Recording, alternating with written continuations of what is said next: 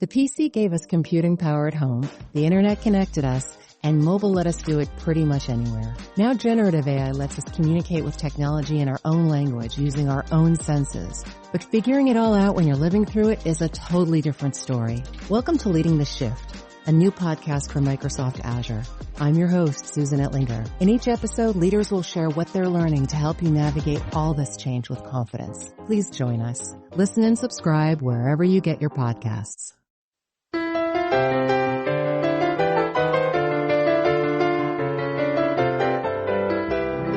Listening to the Animation Addicts podcast with the Rotoscopers, episode 72, Disney's Dinosaur. Well, here it is. Welcome to the Animation Addicts podcast with the Rotoscopers, Disney, DreamWorks, Pixar, Tom Bluth, and everything in between. I am your host, Morgan Stradling, here with my lovely, amazing prehistoric co-hosts, Chelsea Robson and Mason Smith. Rawr. Yeah, you can call me the love monkey. There you go. Please. So for those of you who are new to the show, we are a podcast devoted to animated films, past and present. And today we are reviewing Disney's magnificent classic masterpiece, Dinosaur. See, dripping with sarcasm. Yeah, you say all that stuff and I don't believe it. I kind of mentioned this on the last episode, but it was a struggle to get me to even watch this. Like, literally, I finished the movie 2 minutes before we started recording. I fell asleep during it at one point. So when I actually did watch the movie, it didn't want to be watched and it didn't need to be watched. Let's just put it that way. The fact that this was the second most requested movie from the viewers apparently shows that I'm missing something. I don't know what you guys are all like crazy about, because I didn't think it was that bad of a movie. I have watched it several times and think, that's pretty good.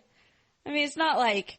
Several times? Well, I mean, okay, this is my third time probably watching this movie. So maybe not several, but I have, thought to myself, I haven't watched that in a while. Let's pull that in, you know? So, Morgan's intro reminded me of... Robin Hood talking about Dinosaur. Majestic. Lovable, yes. Cuddly. That's Dinosaur to a T. All right, let's get into this.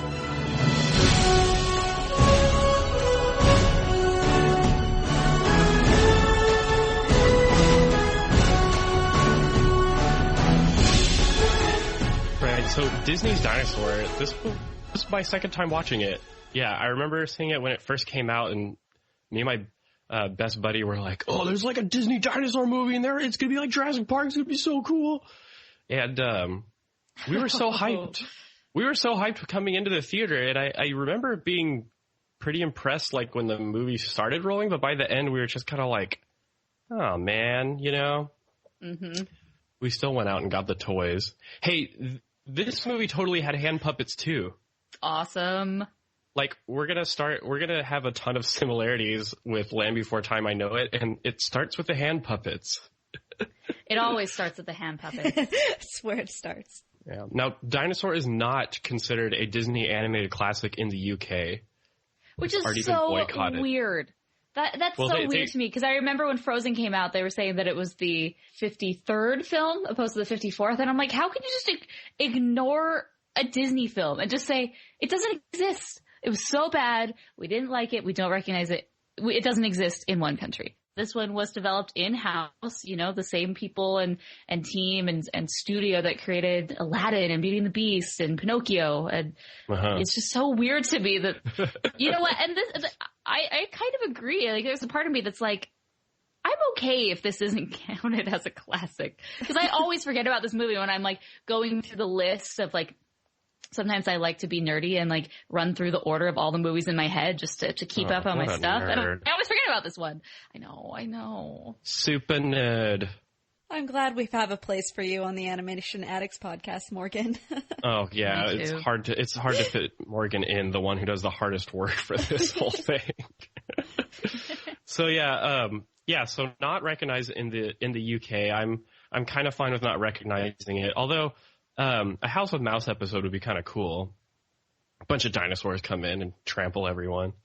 Cruella de Vil's like, oh, make me some purses out of the skin. Discover a world that you've only imagined. Hey! Watch it! There's your girlfriend. What you need is a little help from the love monkey. Walt Disney Pictures presents a story of courage, friendship, loyalty, Gotta get up. and hope. Stand together! Dinosaur. Rated PG.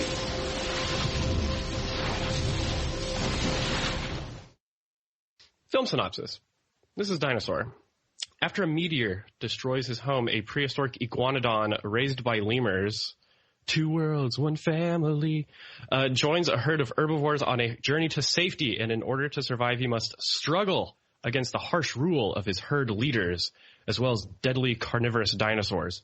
I wrote that myself, by the way. I'm so proud of you. Oh, really? You're such Do you ever practice writing synopses for films? No. No, only when I review them. Like if you're an animation student and you ever see yourself like giving story pitches in the future, like making up concise synopses for films is kind of a really fun exercise and really helpful. Nice. All right, next time I'm a film student, I'll make sure to take that into account. Well, at Pixar, anybody can pitch a story. Wasn't there a janitor who pitched a story for one of the Pixar movies? Here's what we should do. We should all just join the janitorial staff and just pitch them all of our stories. We should. That's what we should do. It's really hard to be a Pixar janitor. I wonder. Yeah, after it's very competitive getting into the janitors program at Pixar. I mean, after Monsters U, I bet there was like an influx, a straight up flood of new janitors trying to join Pixar. That's true. And remember, tampering with work materials is punishable by banishment. So yeah, that is Disney's Dinosaur. The end. Can we go home now? Oh, jeez. Well, it's basically Deep Impact plus Tarzan plus The Land Before Time plus The Oregon Trail. And I know some fans are going to be like, it's not like The Land Before Time. But I'm just going to go out and say it. There are a lot of similarities. I mean, okay, can I just come out and say it? Does every dinosaur movie have to have a migration part of it? Like, that's what Land Before Time, Dinosaur, Walking with Dinosaurs. I'm like, oh my gosh. That's what they do. They migrate. That's what all else? they do, apparently. We can't have a movie about them staying in place and just sort of having an adventure. Yeah. Well, yeah, gosh forbid they make like an original movie like, hey, what if dinosaurs came back from the past and started stomping around Manhattan and helping kids with their problems, I wish there was a movie like that. I forgot about that one. That's going to be a good one. And you know what? John Goodman needs to be one of the dinosaurs. Was he in We're Back? Yes, he was. There needs to be some weird golfing subplot. Anyway, so this came out in 2000. And boy, I think we've done episodes on movies done in 2000, or at least we've talked about it, because there was a lot of animated film going on that year. Disney especially. There was Emperor's New Groove, Tigger movie, an extremely goofy movie. Oh, yeah. And there's even a Don Bluth movie, Titan AE, which is awesome. That's your favorite Don Bluth, isn't it? Aside from Secret of NIMH? Yeah, I really like Anastasia, too. Okay. Mostly because I like to laugh at Rasputin, the worst Disney villain ever. We will get so many emails. I know. About that. I hope so. I'd be trolling here. I'm in the trolling mood. And Chicken Run, yeah. So the whole Disney thing with Anastasia characters is sort of an in-joke with our writers. Hashtag Pablo. Hashtag bigger troll than me. So yeah, there was a lot of competition that year for 2000, and Dinosaur was the most expensive motion picture of 2000, not the most expensive animated film. And out of all the motion pictures that year, it was the 5th highest grossing. So it wasn't like it was a total flop when it came out. But since then, it's gone on into Disney obscurity, and only the most hardcore of fans still think back to this film, apparently. So if you're a listener and you really like Dinosaur, you're hardcore. Hardcore. Hoo-ha. Hoo-ha. So yeah. So my first recollections of this film, I remember going into the theater, and I just remember looking at it and thinking, wow, those backgrounds look so real.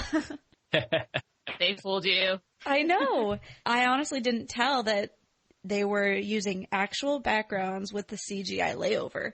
So I'd give them that. And like I said, I even watched this like 2 years ago just because I was babysitting, and I was like, hey, they have it. Huh, haven't seen that in a while. And I remember watching and thinking,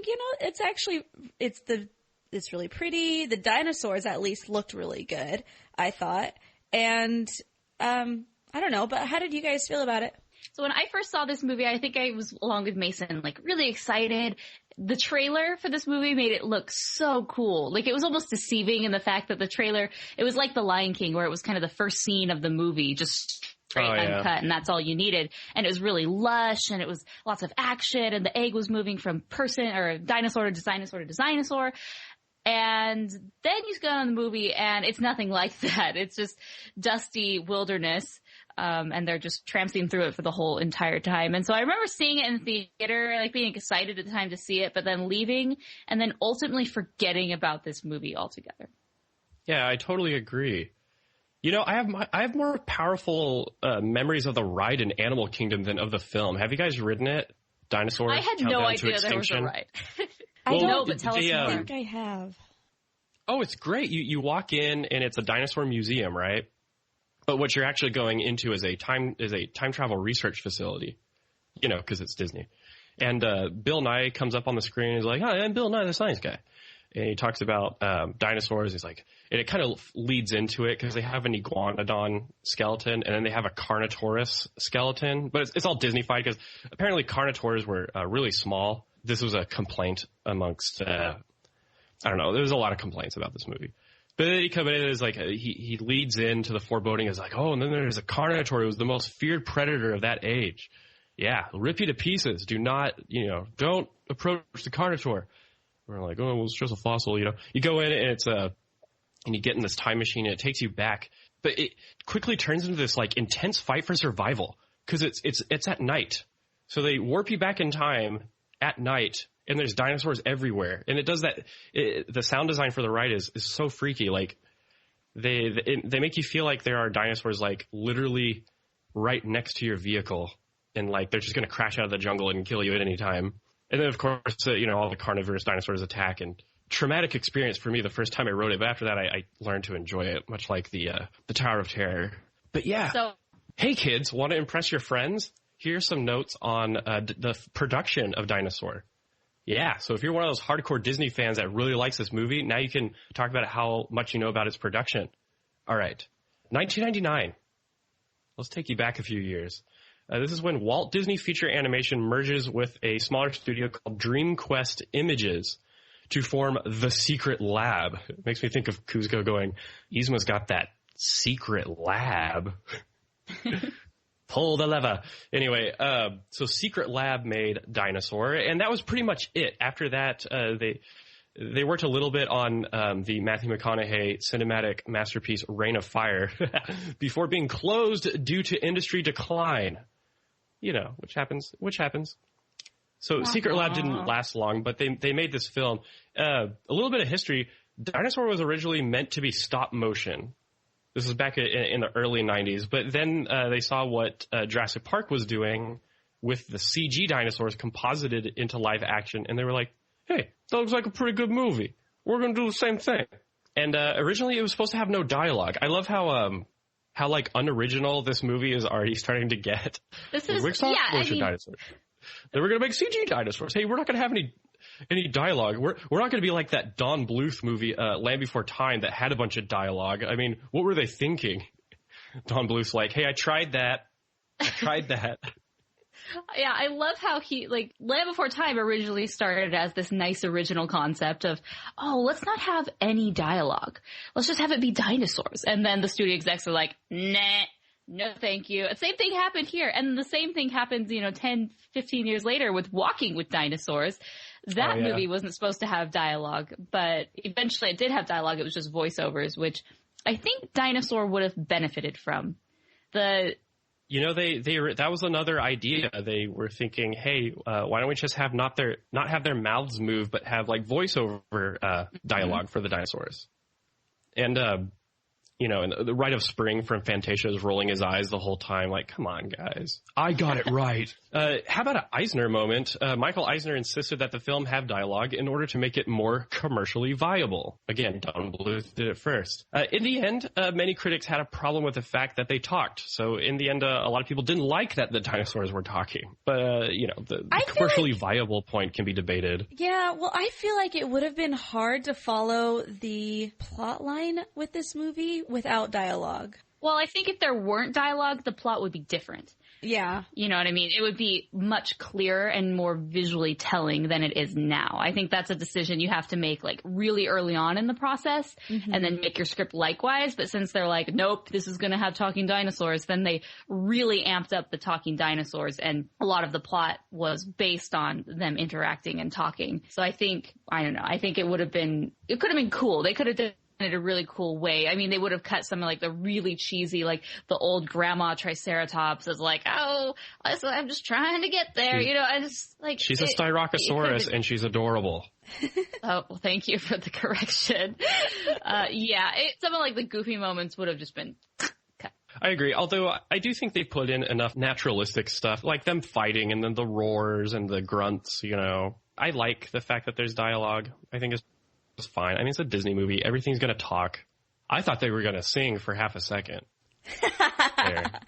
If we hold on together. Dun, dun, dun, dun, I'm just imagining we'll that happening in die. that more time. I'm imagining like the five gang like holding hands, like standing up on their 2 feet with their hands over each other's shoulders and like swaying sort of like a drunken. If we hold on together. That is like the ultimate drunk Disney Don Bluth song. Someone please draw fan art of that, because that's the best visual I've had of it. Petrie's like, I got a dream. I got a dream. Whoa, someone get me a glass, because this is a tall glass of water. Oh, stop it, you big lug. Anyway, yeah, and well, speaking of, I did correct Morgan on a prehistoric biology reference there. Apparently, biologists had a problem with the film depicting lemurs living in the same time period as dinosaurs. Oh yeah, big offense. Like, I'm sorry, but biologists must be really bored with their lives if this is what they do. Is this what you're doing with your degree? Are you proud of yourself? Getting on the IMDb comments section, you know, discussion forums, be like, oh, actually, lemurs didn't live the same time as dinosaurs. I don't mean to offend any biologists that are listening, but they don't have much going on, apparently. They're like, oh, this is my big moment to make the headlines. Like, shouldn't y'all be in the ocean, like, discovering new life? Like, isn't like 95% of our oceans unexplored? I love how, like, reading that comment, you know, when we were reading and setting up for this, it was like, it was misleading people into thinking. Oh, misleading. Think of the like, children. Oh, come on. Like, am I really going to be so, like, I'm going to be at a dinner party and I'll be like, oh, like, you know, the lemurs that lived during the dinosaur time, but everyone's going to look at me and be like, oh, you buffoon. You totally ruined our mixer, Morgan. The eyebrow raise. It'll be fine. Worst cocktail party ever. There's no culture. Yeah. Who invited I bet. her? Anyway, enough on hating on biologists. And fans, dinosaur fans also don't like this film because of the Carnotaurs. They wanted a T-Rex to be in it. Everybody wants a T-Rex. Well, Disney decided not to put in the T-Rex because after they watched The Lost World Jurassic Park, which showed the T-Rex as more of a maternal, gentle animal. I don't really see where that's coming from.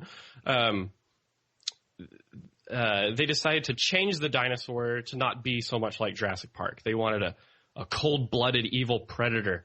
This is literally a thing. They call it fuel for the fire for the anti-T-Rex movement. Apparently there's a movement in Hollywood to defame the raw carnivorous majesty of the Tyrannosaurus Rex.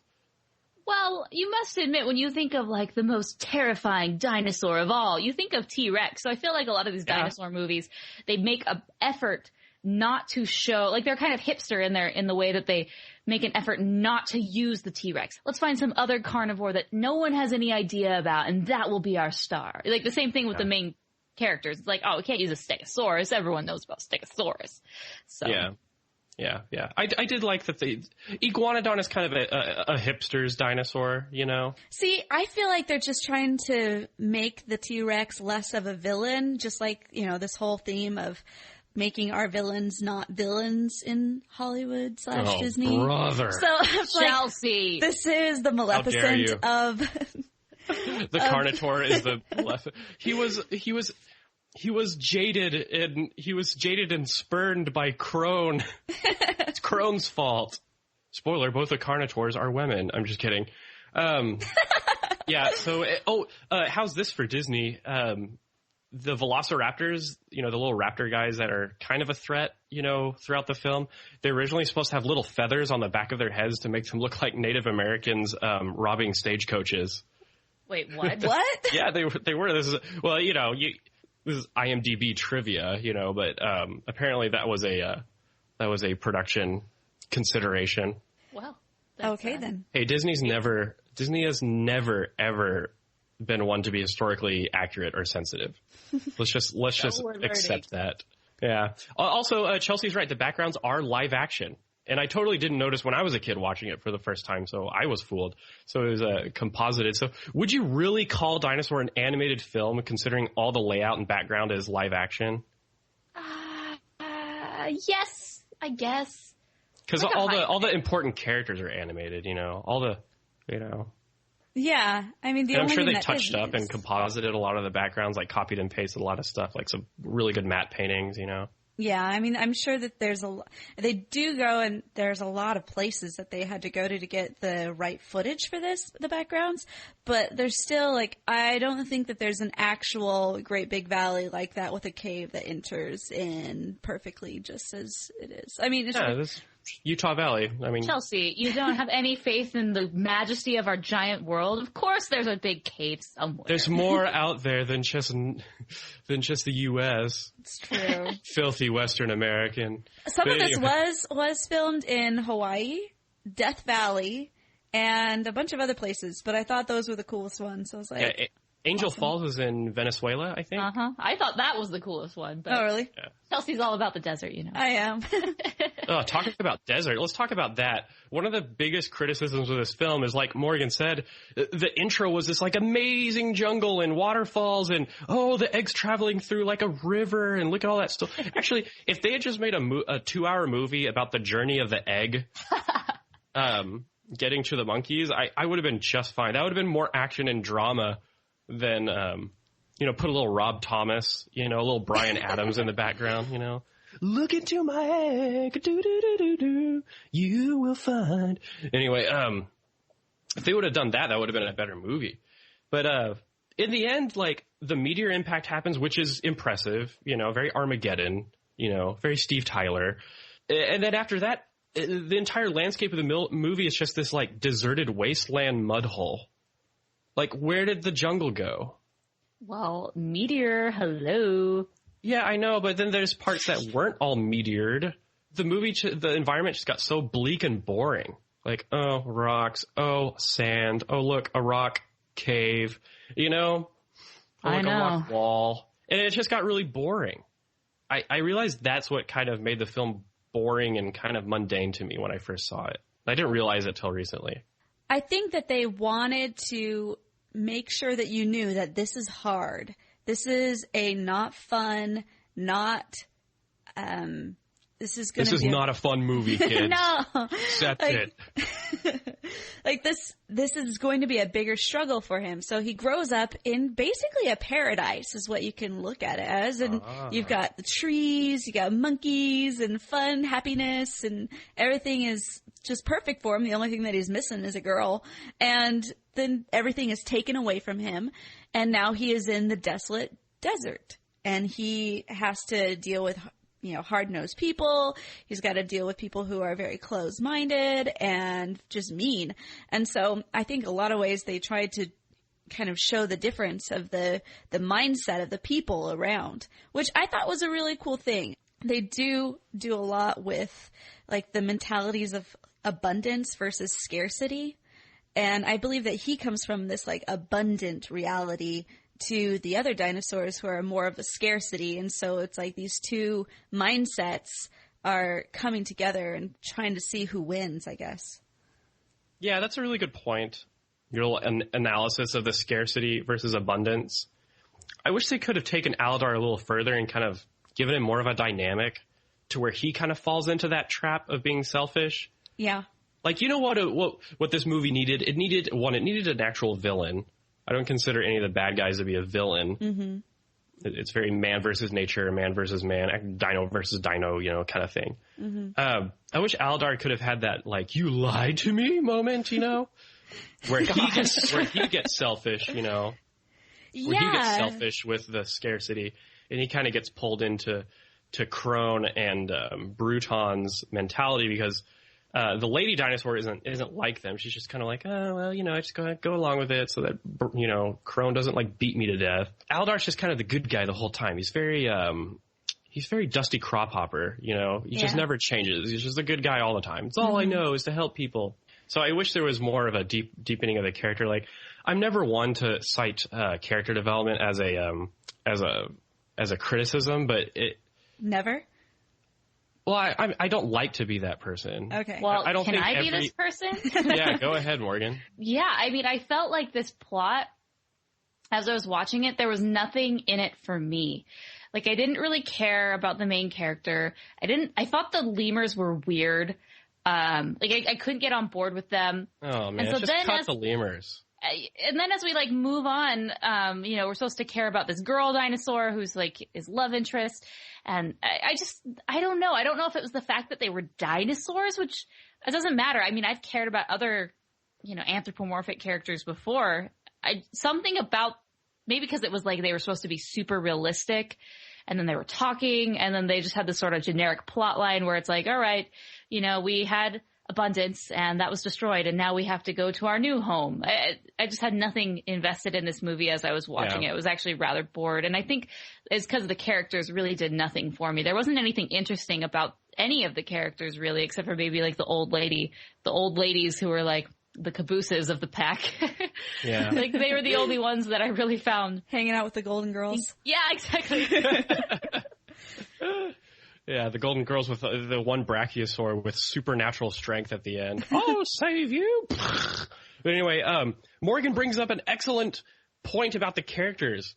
So one of the big criticisms is that, back in the days, that Dinosaur did not stack up to Pixar, which is another CG studio at the time. Not quite. It's no longer with us. Yeah. And well, it wasn't totally absorbed by Disney at the time. I know. Right? You just made it seem like it was this other studio. You wouldn't know about it. It's not around anymore. Well, you wouldn't know about it. Oh, can you imagine? A world without Pixar. And you know what? Okay, so let's think about this. The Good Dinosaur is a Pixar movie that is in development, possibly in previs right now. It's going to be released in coming years. Do you know why The Good Dinosaur is going to work and why Dinosaur did not work? Because Pixar knows about design and character appeal. They know how to take a dinosaur and make it cute and lovable, and you totally relate to it and want it to succeed, and you're just pulling for it the whole time. They got you to feel that way about a rat in Paris. And that's because sewer rat. A slimy, stunted sewer rat. And that's the magic of Pixar. They are so good with design and they are so good with character appeal. In Dinosaur, the characters are ugly. I'm sorry. Yes. Beautifully rendered. And that's I don't mean to critique or insult the animators for this film, because the animators did a great job. They made dinosaurs talk while looking naturalistic, while also conveying a real sense of weight and mass and bulk to these creatures. So naturalistically, they did a top-notch job, but the characters are ugly and we don't care about them because there's a lack of character appeal. Mm-hmm. Character appeal is one of the 12 principles of animation, ironically, that Disney animators started or christened. And I guess the biggest turnoff is that the dinosaurs were too real. I mean, look at Ema, the old Styracosaurus. Look at all those wrinkles. Very beautiful. And even today, Like, remember Journey to the Center of the Earth with, who's that guy who thinks he's funny, but he's really not? Brendan Fraser. He's always available. Yeah, he's always there's always money in Brendan Fraser. The T-Rex in that film was just like, I don't know. It's like someone went on CGHub.com and downloaded a T-Rex model and animated it. It just looked horrible. So yes, the quality of the animation is good, but it just lacks that magical Disney component of character appeal. And we end up not caring about it. This is why Pixar's The Good Dinosaur is going to blow our minds and be amazing as always, and why Disney Dinosaur is totally left in the dust. It better. Now we're like building up this film, even though it got like postponed a lot. Oh, I'm fine with talking up Pixar films. Okay. There's always money in the Pixar film. Sorry, I've been watching a lot of Arrested Development. There's always money in the banana stand. Fantastic. Anyway, ong yong. But yeah, but yeah, that's my little speech. I do have a lot of good things to say about like the textures of the film. Like you can see every wrinkle and every scale of all the main dinosaurs, but they're just, in the end, they're just ugly and we don't care about them, especially the lemurs. I don't care about the lemurs. Well, going back to what we kind of went into a little bit before, like between the scarcity and abundance, my mind just kind of like went to this during the whole film. I liked how Morgan and Mace, both of you guys, were saying how, like, they didn't show him kind of going into this, like, seeping into it and then coming out. It was kind of like the constant, I come from this mentality, and therefore everybody, like, why is everybody like this? All right, whatever, I'm just going to plow through. Because if you've been in, like, situations like that where you have an abundance and then, like, all of a sudden it's kind of taken away from you. I had an experience, about a year ago when I first moved out here. All of my bank cards were not from anywhere in the state of Tennessee. And so, like, I don't know if you guys knew, like, the Target scandal. Did that reach out there? Oh, yeah, Target scandal is everywhere. Yeah, so, I mean, because of that, like, my cards were gone. And so I didn't have any cash on hand. I only had enough for, like, a certain amount of time. And, yeah. Anyway, long story short, there was a period of about 2 weeks where I was kind of out of cash entirely. And I noticed myself even, like, kind of having to mental check myself of, like, not getting frustrated, to not get stressed out, to not get in this mode of survival, I guess you could say. And it was like, no, it's okay. Like, 'cause I have money. I just can't get to it right now. But, like, I think it would have been a lot better had Aladar kind of had to check himself as well, as opposed to just, this is just how life is. I don't know. Yeah. He's just perfect throughout the whole movie. Mm-hmm. And this also brings up the somewhat in-your-face message about, scarcity in the world and alternatives to this, like, me-first opportunistic society. So, like, Crone is an antagonist. I don't consider him a villain. He's selfish and proud, because he's the selfish and proud character. He has to be at odds with the humble, nice character. I wouldn't quite group him with, like, General Mandible of Ants, Mandible is kind of, like, more about ethnic cleansing than, like, survival of the fittest. He was, like, very sadistic with what he wanted to do. Like, I consider Crone more of this, like, fatalist who knows that there are scarce resources, and he'd rather use those resources to help the able who are going to survive, rather than Aladar's perspective, which is you should make sacrifices to ensure the well-being of everybody. There's all sorts of, social and political views that go with that. But I don't know. I thought it was an interesting dynamic, but I thought it was very, like, maybe that's why I got so turned off. Because there are so many animated films out there that are just like, well, if we all hold on together and if we all share, harmony, And I guess that's kind of why I rolled my eyes at it, even as a kid. But I thought that was an interesting view.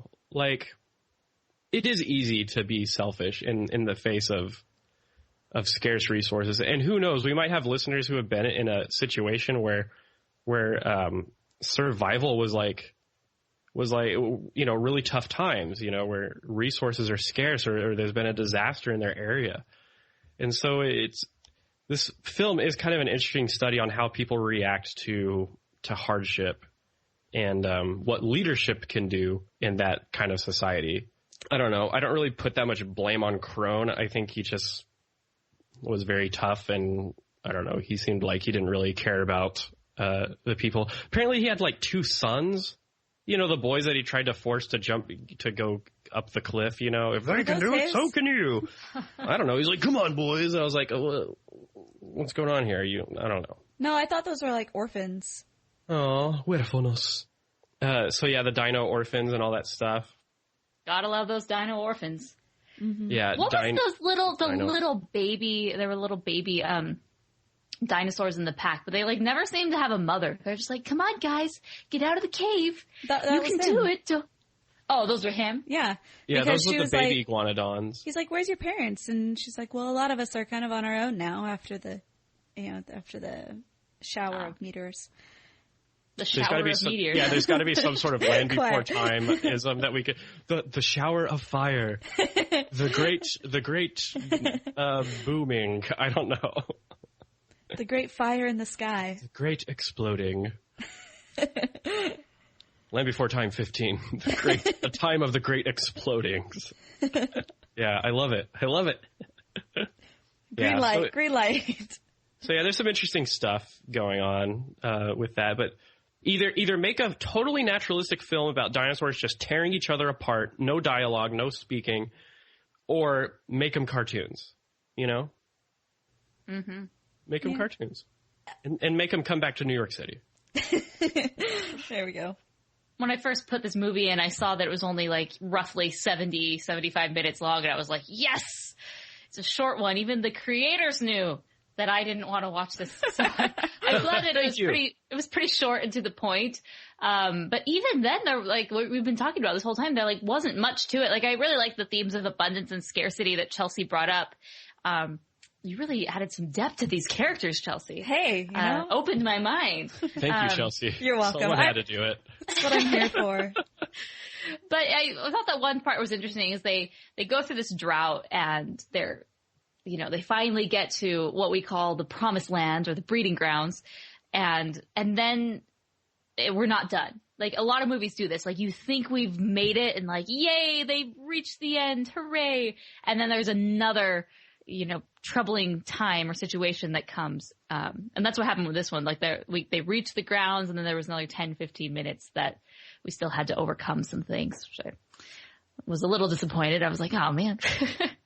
Well, that's kind of cool, kind of a twist ending. Like it's not over yet, Aladar could have just like chilled with the old lady dinosaurs and Earl, whatever he is.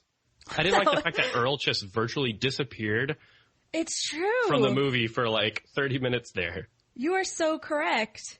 I didn't get him. I wanted him to be that character that doesn't speak, I hate to bring this up, but the nut job, there was Surly's buddy, the mouse that doesn't talk. And then at the very end, he does talk. And it's like the most heartwarming thing in the movie for what it's worth. I love you. Yeah. I love you. Yeah. Very, Sean Connery. That's an even better one. But Earl should have been like, I don't know. Maybe the elderly dinosaurs were like, no, we don't want to help him. And Earl's like, that's it. I've had it with your emotional constipation. Yeah. We're gonna save him. Sometimes you embarrass me. He could have been like the Tantor of the movie. He doesn't really do anything. He just like shows up with his stick. There's absolutely no relationship between Aladar and Earl. There's no relationship between Earl and anyone, not even the audience. So why have him? They needed a Spike character. I mean, they had to get their fellowship in. They had the last long neck of its kind. They had the 3 horns. Okay, maybe a few more. Yes. And then they needed a Spike. They had the Littlefoot character of Aladar. You're so right. I was searching for a self-doubting pterodon or a pterodactyl the whole movie. Are those character types something that's just true to A Land Before Time? Or is that something that's more characteristic of lots of group films? You got a gang and they each have their own characteristics and one doesn't believe in himself and one's the leader. I mean, I feel like I see that a lot in films. You know why I liked Ice Age is because they totally destroyed that stereotype. Like, all the characters in Ice Age pretty much hate each other until the very end. Like, they're constantly untrustworthy, and they don't take each other seriously, and they don't respect each other until they all realize that they need the one thing that brings them together, which is the little Neanderthal kid. I do agree. You know, in these, like, you know, get your bros together, we're going on a road trip for survival, you know. One of those, like, Journey, Odyssey type things where there's a group dynamic. I don't think there was enough conflict in the group in this film. Agreed. Although Ema, I did really like Ema. I thought her character was great. You know, old crone who's just complaining, and she's like ready to die constantly, you know, but at the same time, she's all Aladar has. And then Baleen, who's entertaining because she's just very kind-hearted and motherly. But at the end, you know, she proves her usefulness by attacking the stone wall and breaking them into the promised land. So, I mean, there are some redeeming qualities to their group, but it's just not dynamic enough to make me care about them. So what did you think about the love story interest? Was that necessary in this movie? Yes and no. I guess because, well, sheesh, I don't know. Well, I mean, at the beginning of the film, Aladar was like, yeah, this is great and all, but I'm pretty sure I'm going to die alone. So there needed to be there needed to be a little bit of redemption for him, you know, to give him a goal to strive for. Like, yes, he wants to go to the breeding grounds, but he also kind of wants to have a normal dinosaur life, you know. The urge to mate. Oh my gosh. Part of survival. What? It's a circle of life, Morgan. I understand. All right, on that note. Oh, man. What do you guys rate it? Like, after analyzing it, I've come up with a new rating for it. I was originally going to do 2.5, but yeah, just two tree stars. Not a fan of this movie, but I'm a huge dinosaur fan. It's just that they went in a wrong direction, mixing the naturalistic environment and animation and effects with this concept of emotable characters, which I think kind of failed. Sorry, Disney. I'll give it the 2.5 stars. It had enough visually to make it worth it for me. I really did appreciate the animation on all the dinosaurs. Like, one point I was watching, and Aladar when he comes out of the water at the very beginning, you can see that he's wet. And it's just really, really good animation. And that was something that I really appreciated, even from the very first time that I watched this movie, even to now. I think that the dinosaurs themselves hold up over time just because they did go for that naturalistic style. And so it seemed to hold up better as opposed to the lemurs, which I just couldn't look at for most of the film. But yeah, there's no real substance to the storyline. So, but because of the good things about it, I give it 2.5. Oh, I really liked the score. There were a lot of parts of it that I was like, that sounds really cool. Very epic. It's James Newton Howard. Mm-hmm. Yeah. Yeah, they did a really good job at creating that feeling of just, some of the songs were I just really liked. So he pushes it up to 2.5. So good job. Was there a pop song during the credits? I didn't stick around for that. No, there wasn't. There was supposed to be. Apparently, there was supposed to be a pop song. It's like, stand together, kill the predators. I don't know. Okay, so originally there was supposed to be a song by Kate Bush, who was a pop singer at the time. I never heard of this person. But according to the Kate Bush fanzine, I was like, she was big enough to have her own fanzine. Fanzine? Yeah. The song was cut because they wanted her to rewrite it, according to her, and she refused. However, according to Disney, they said, no, actually test audiences didn't react well to the song, so that's why we cut it, which I'm kind of calling BS on Disney's part. Usually in the test sequences, the songs are not done. At least from my experience attending test screenings, the songs aren't ready enough to go in there. But sometimes they are. Not like original songs like this. Sometimes they are. But anyways, I don't know. I hope Disney wasn't lying. But anyways, there was supposed to be this like awesome pop song, you know, that was supposed to be somewhere in the film. I don't know if it was beginning or the end or whatever, but it was cut. Anyways, let's go to my review. I'm going to give it 2 stars. I was thinking about it. I like to kind of like rate these next to other films that I gave likewise ratings. And I remember giving Cloudy the Chance of Meatballs 2.5 stars. And I received a lot of flack for that. Oh, you did? Before the movie came out. And then after the movie came out and people saw the movie, I think they were like, I guess she was kind of right. But like, oh man, it was drama because I gave it 2.5 stars. Total I was like, well, you see the movie first and then come back and let me know. Anyways, so I think this movie was worse than that one in my book. So for that reason, I'm going to give it 2 stars. I think kind of the main reason for it is because this movie was misguided from the beginning. It was sort of built on this premise and this plot, like, let's make a dinosaur movie that shows off our technology.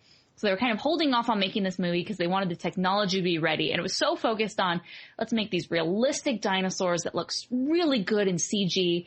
And then we'll kind of cobble together a story about it. And it's going to be pretty generic. It's not going to be anything special. The characters, you're not going to love. You're not going to want to go out and buy these all the merchandise and action figures for this, unless you're Mason.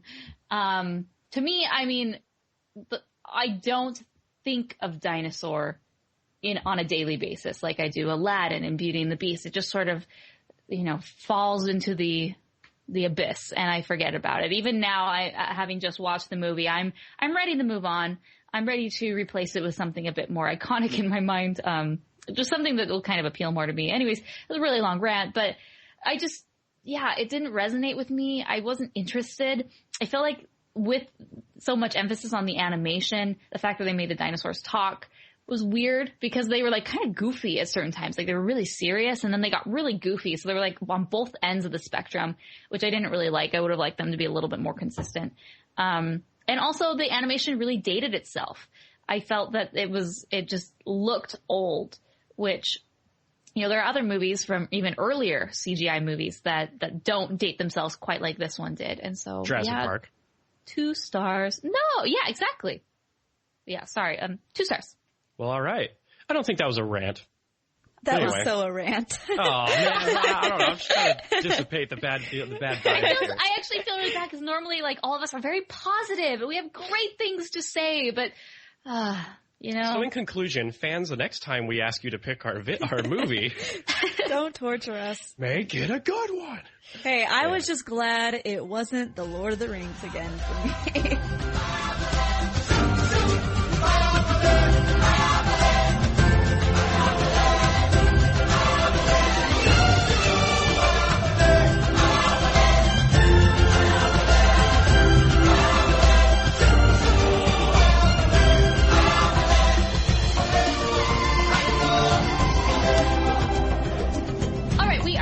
Into our voicemail and mailbag segment. We got 2 voicemails about this movie, and so let's go right into it.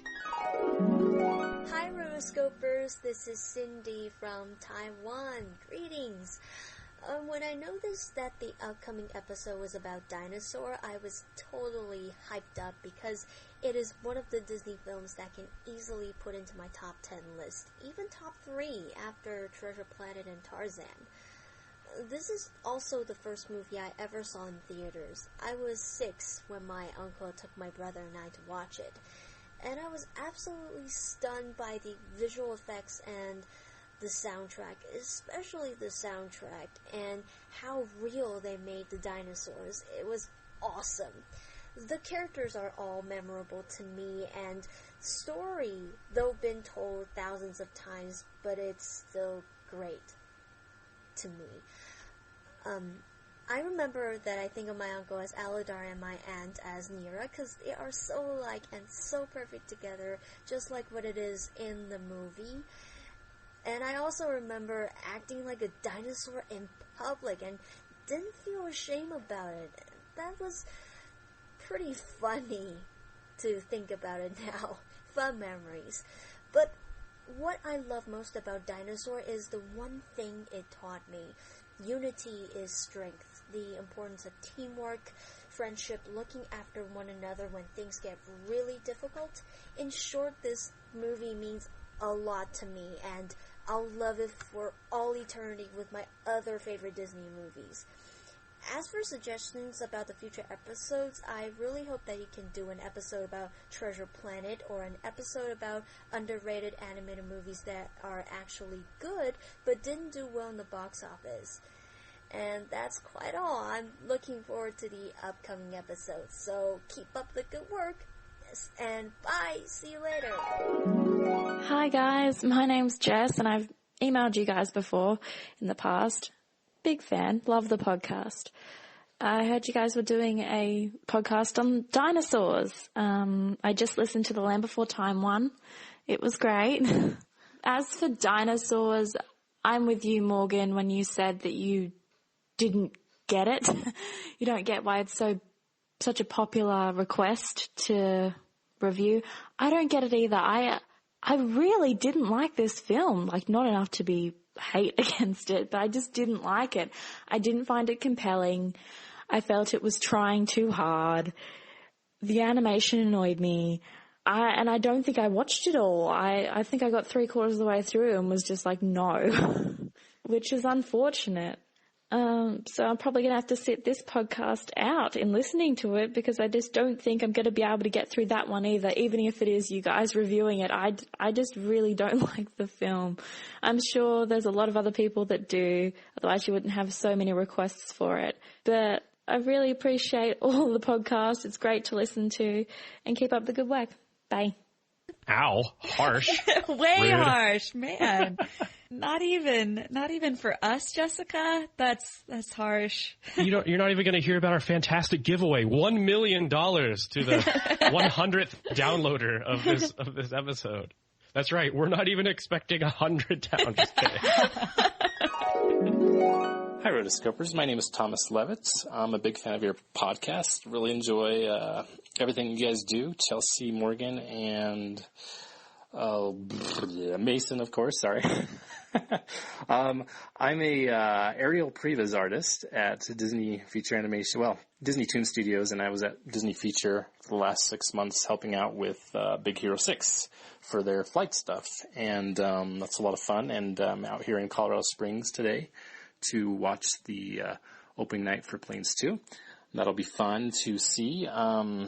Anyway, yeah, I'm a big fan of the podcast. Love what you guys do. I love listening to you guys as I go to and from work. It's inspiring, and it's fun to hear your guys' view on the craft that is animation, and all the story details are just pretty spot on. So I'm constantly impressed with you guys, and it means a lot. As far as Dinosaur, I remember enjoying the movie when it came out, seeing how innovative it was with its 3D. You know, the story, it felt a lot like Land Before Time, story-wise. I'm still waiting for a dinosaur movie that doesn't feel like the same plot as Land Before Time, and, you know, hopefully we'll get that with Good Dinosaur coming up here. But it'll be fun to listen to it again and see what you guys have to say about Dinosaur. I know it was extremely expensive to make from talking with people here, and guys who worked on it said they did a lot of scouting out different landscapes, and I was talking with the layout soup, Terry Mowens, on the film, and they would go out for months and come home for a couple weeks and back out trying to find, I'm running out of time. Anyway, complicated project, but super cool. Love listening to you guys. Take care. Bye. He's running out of time. He has a 10-minute time limit.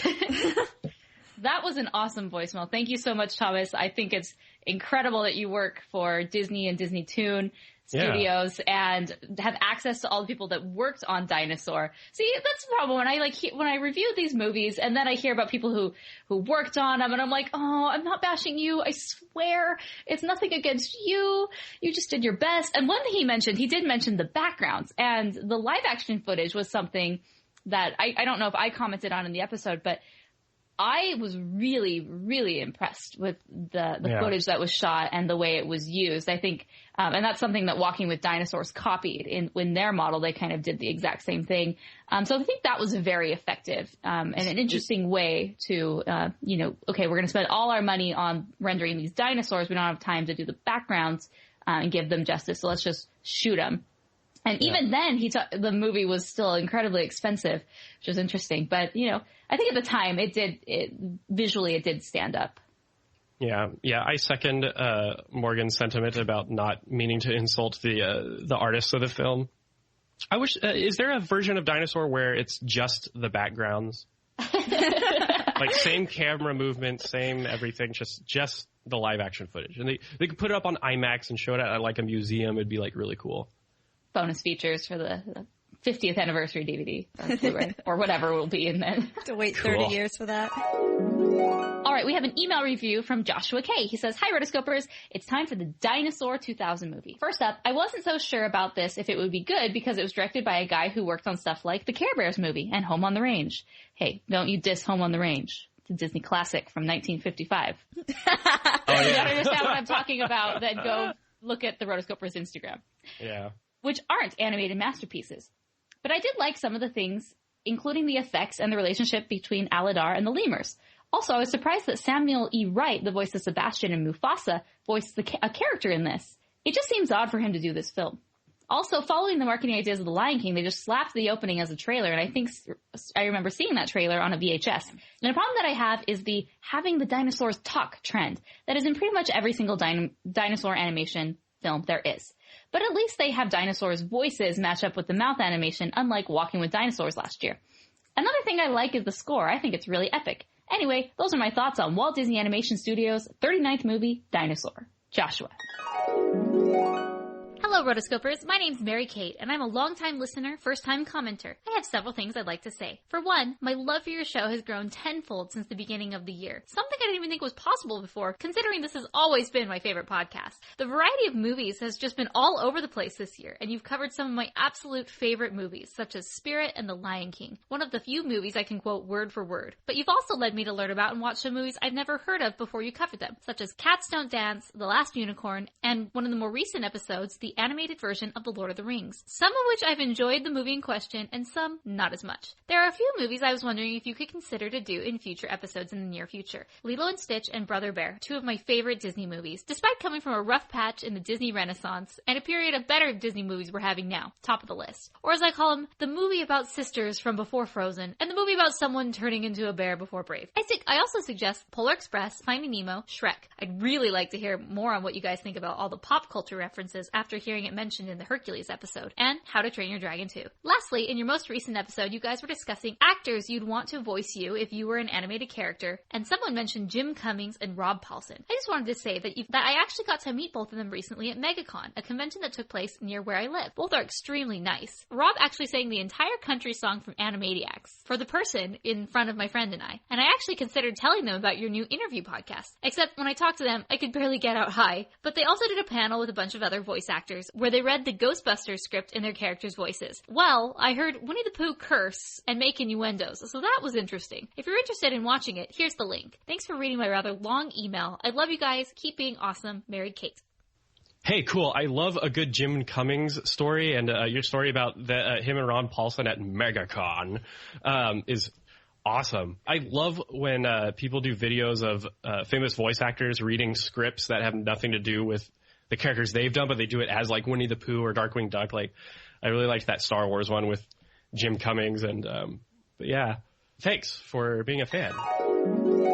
Hi there, Rotoscopers. Fairly new to the podcast. Literally found you guys 2 weeks ago and have been plowing through the show since. I'm a huge animation fan ever since I was really young and have been drawing for probably even longer than that. I even had some childhood goals to get into animation after watching old Disney cartoons and Who Framed Roger Rabbit. But in the last few years, I have been slowly focusing more on illustration, cartooning, and comics. One of the films that really piqued my interest when I was a kid was The Secret of NIMH by Don Bluth. Love his films about as much as Disney's. My question is, though I'm sure you've had this asked before, will you be doing an episode on The Secret of NIMH? You've mentioned it in passing on the show, but I feel it deserves its own episode. Also, you guys have Frozen to thank for bringing a new fan to your show. Watched it not long ago for the first time and loved every minute of it. So then I went to find some podcasts about it, or animation in general, and you were the top of the list. I do have another question regarding your thoughts on something from the Blu-ray. The making of featurette on these films I always find very interesting. So I went to watch the one for Frozen, and all I got was a music video tour through the studio halls and ended with no real info on the making of the film. Kind of bummed by that one. Anyway, that's what I wanted to say for now. Thanks for making this amazing podcast. Very informative and fun feel to it. To parody the Toy Story song, You've Got a Fan in Me. Thanks, Chris C.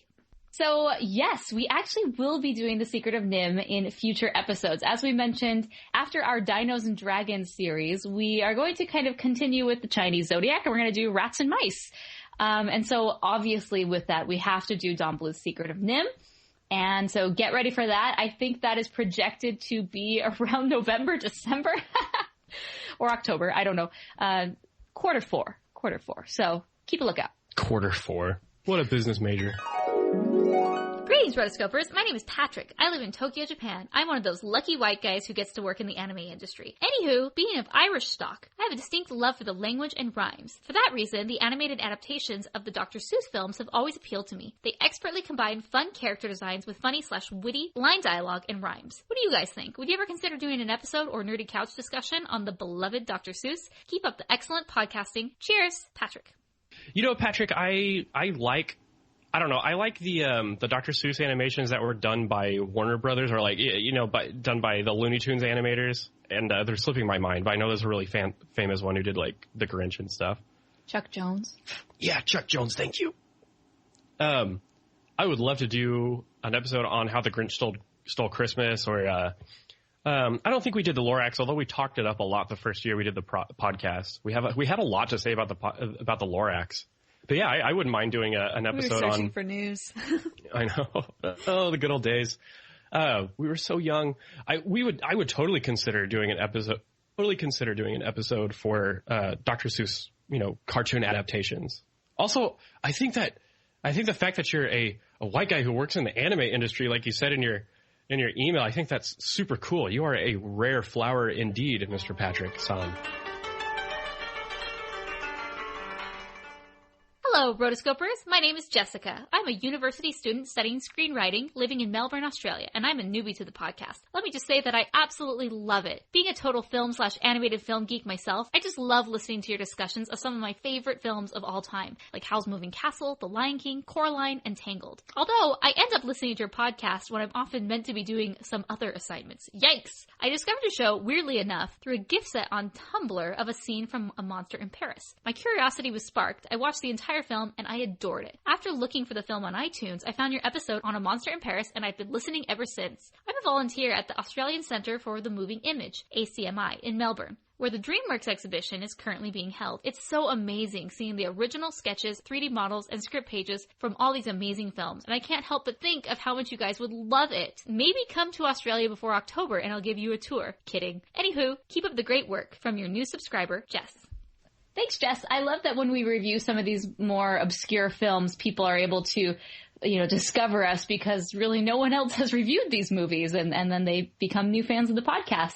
Anyways, talking about the DreamWorks exhibition that is in Australia, of course, I would love to go. I think it's such a bummer that it's only in Australia, but then so cool for you guys. So I'm really excited that you're able to volunteer at it and, see some of the cool things. I'd love to see more pictures. I've seen a few things, but I would love more videos and whatnot. But yeah, if I'm ever in Australia before October, I'll definitely give you a ring. I would love to go to Australia.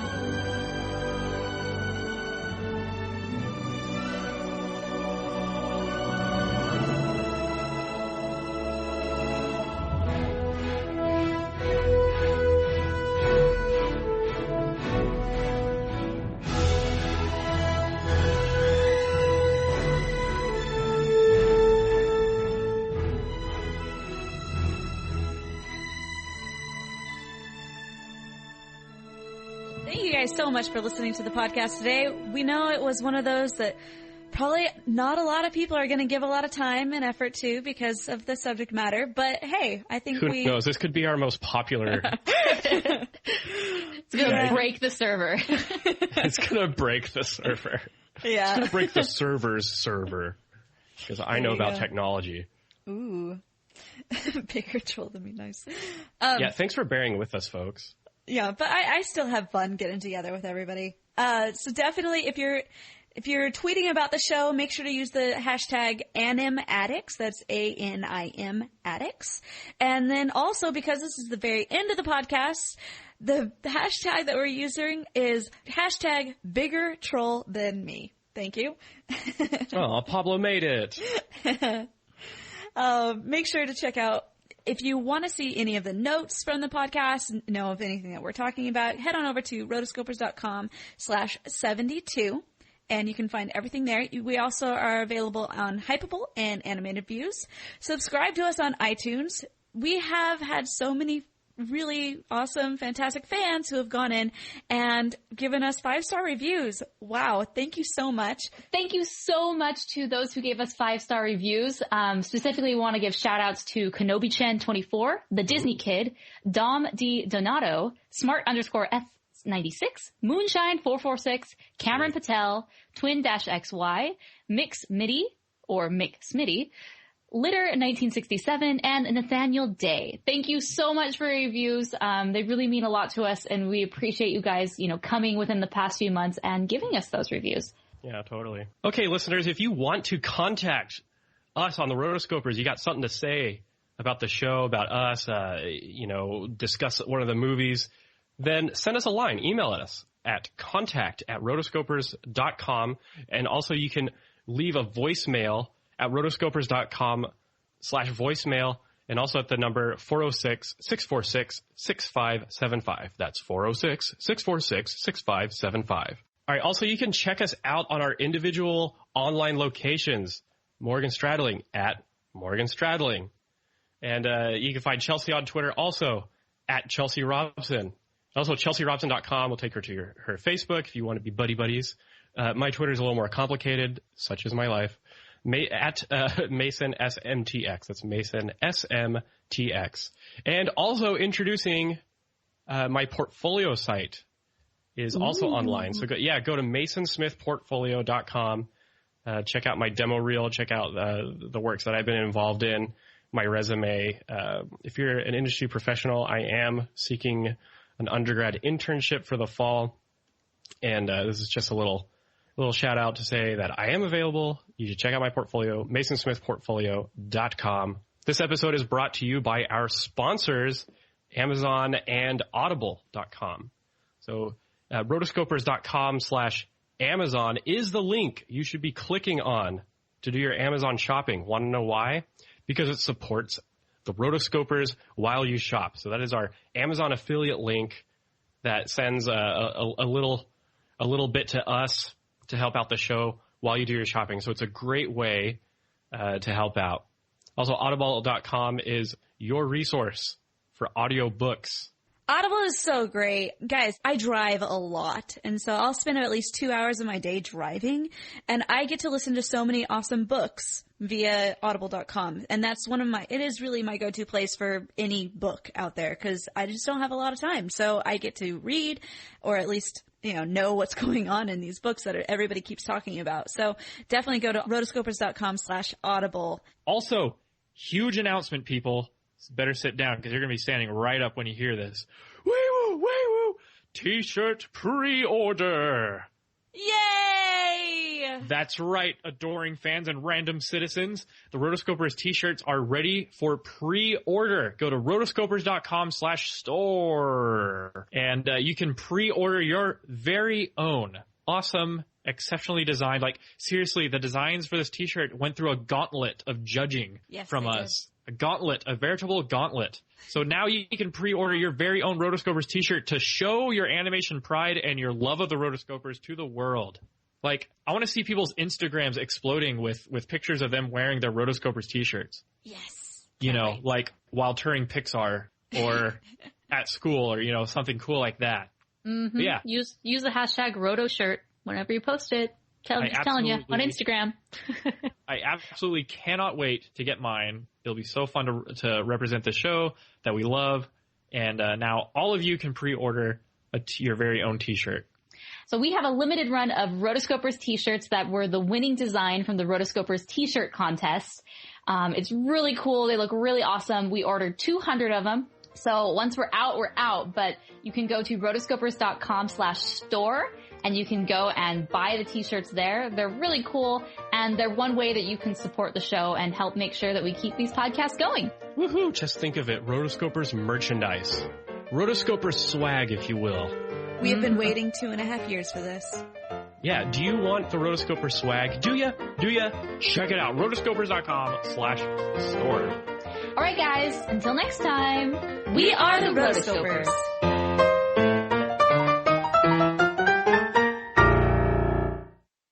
Guys, we were done in an hour and a half. That's how you do a podcast. That's how you do it. Okay, view results. Top was Sleeping Beauty. Second was Land Before Time. Third was Dinosaur. So yeah, I mean, not counting Sleeping Beauty, the second most requested. And then with 37 votes, with 36 votes was Ice Age. Someone didn't vote to bump it up. So next week we'll do Ice Age. Oh, Ice Age. Yes. So positive. Good. I'm glad someone's excited. Doesn't anyone care? Doesn't anyone care about Kid the Cloth? Anyway. We're on movie 49 of 500 of our animated main characters without parents series. Despite what my mom will tell you, I believe that antivirus software is a huge waste of time and it just serves to data mine and slow down your computer.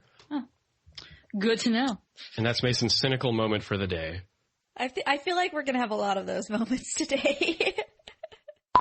I thought it was really cool. I was, some of the... you looked at it? I did. You posted it and I looked at it. It was I liked a lot of your, what is it called when you play with the puppet thing? Animation? No. Rigging? Rigging, yeah. I was like, can't remember the word. I really liked the rigging video that you had. I thought that was really well done. And when he comes out of the hole, I was like, oh, that's cool. Oh, yeah. If you don't know what I'm talking about, go check out his profile.